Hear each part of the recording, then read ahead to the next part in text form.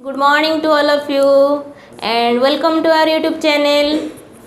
आज हम पढ़िबा class 3 Odia chapter 15 उठरे पुता उठ। एथरे जानिबा किए कहा पुत्र को उठिबा पई कहूची। पुतार अर्थ हैला निज संतान पुत्र ताकू से एठी पुता बोली संबोधन कराइछि। ए कविताटे होची गोटे काऊ शाबक काऊ माँ आउ काऊ शाबक आउ गोटे कपत पक्षी माँ पक्षी और तार शाबक भितर कथबार्ता चली।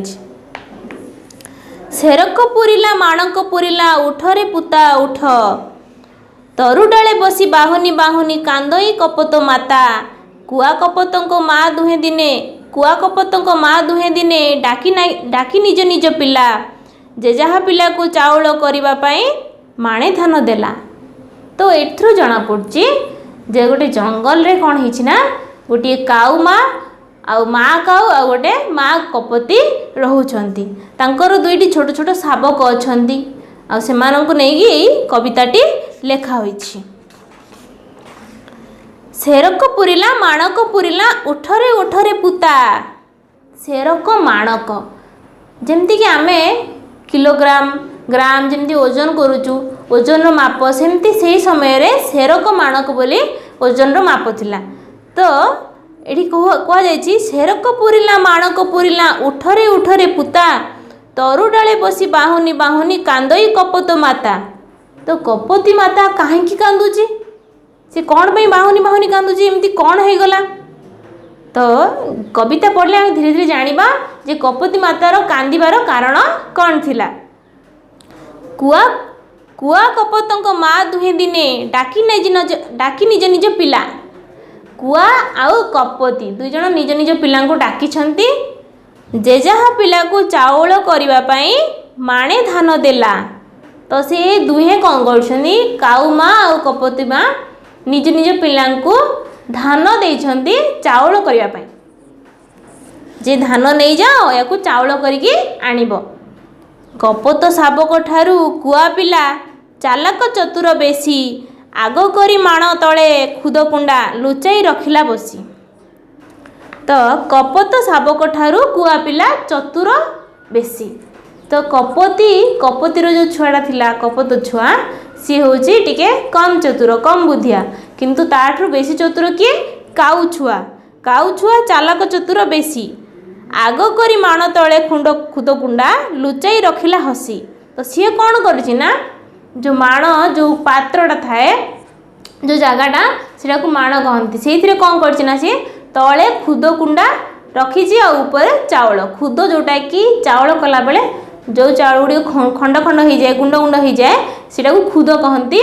सी कौन करछि ना खुद को तले रखिकी ऊपर चाउल रखिछि ताहारी उपरे थोइला चाउल पुरी गला माण तार छळ न जाणई कपत छुआटी न बुझे एते व्यवहार।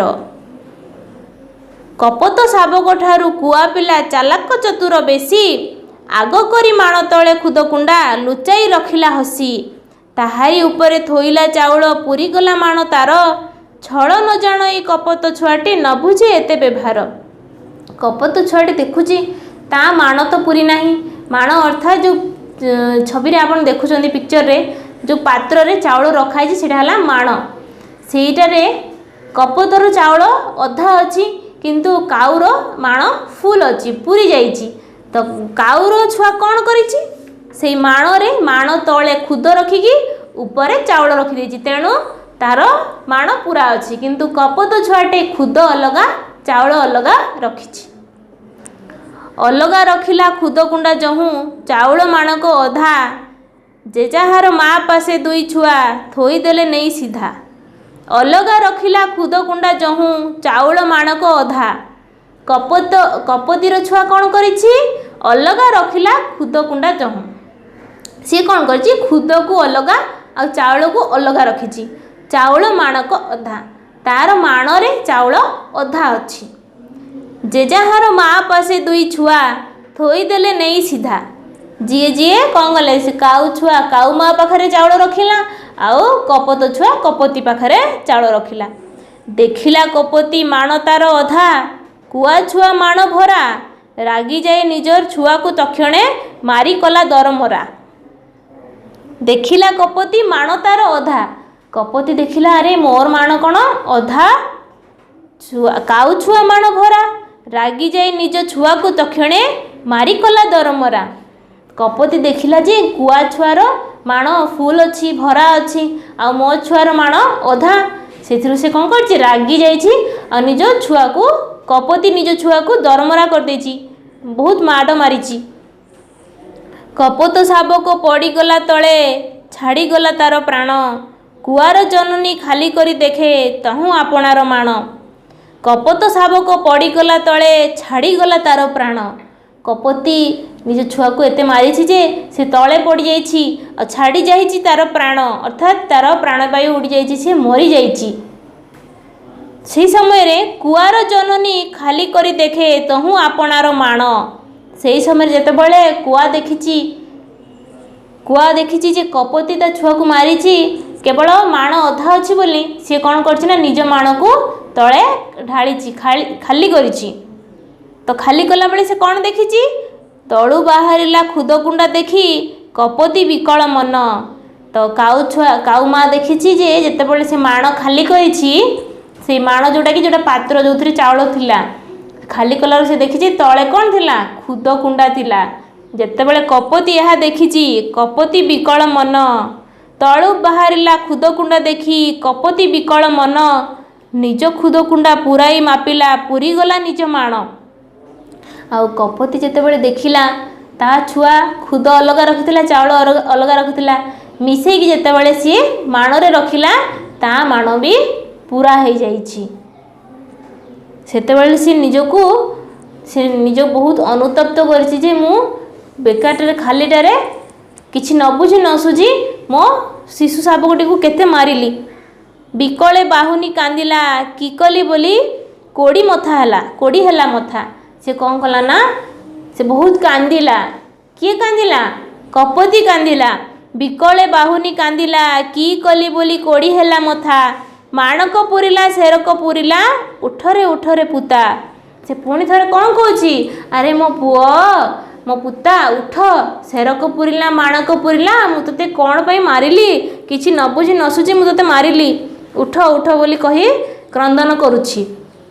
ସେହିଦିନୁ ବନ ପର୍ବତ କୋଳେ ରୋଦନ କରଇ ଦୁଃଖେ। ସେହିଦିନୁ ବନ ପର୍ବତ କୋଳେ ରୋଦନ କରଇ ଦୁଃଖେ। ସେହିଦିନ ଠାରୁ କପୋତୀ ବଣ ଜଙ୍ଗଲରେ ରୋଦନ କରେ, ଅର୍ଥାତ୍ କ୍ରନ୍ଦନ କରେ, କାନ୍ଦେ। ନ ବୁଝି ନ ଜାଣି ରାଗିଗଲି ବୋଲି ବେଦନା କହିଲା ବୁକେ। ନ ବୁଝି ନ ଜାଣି ରାଗିଗଲି ବୋଲି ବେଦନା କହିଲା ବୁକେ। ତ ସିଏ କ'ଣ କହେ, ମୁଁ କିଛି ନ ଜାଣି ନ ଶୁଣି ମୁଁ ତୋତେ ଖାଲି ମାରିଲି। କ୍ରୋଧ ଆଣେ ଦୁଃଖ ଜୀବନେ ବହୁତ, ଶିଖିଲୁ ଆମେ ସେ କଥା। କ୍ରୋଧ ଆଣେ ଦୁଃଖେ ଜୀବନେ ବହୁତ, ଶିଖିଲୁ ଆମେ ସେ କଥା। କ୍ରୋଧ କରିଛି ନା ବାହୁନେ କପୋତୀ, ଉଠରେ ପୁତା।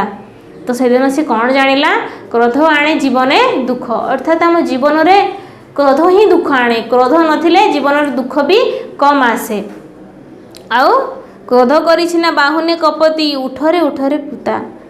ସେ ରାଗରେ ଜର୍ଜରିତ ହୋଇ କ୍ରୋଧ କରି ଯେତେବେଳେ ସେ ନିଜ ପୁତାକୁ ମାରିଦେଇଛି, ପଛରେ ଯେତେବେଳେ ସିଏ ସେସବୁ ଜାଣିଛି, ନିଜ ସତ କଥାଟା ସିଏ ଅନୁତପ୍ତ ହୋଇଛି।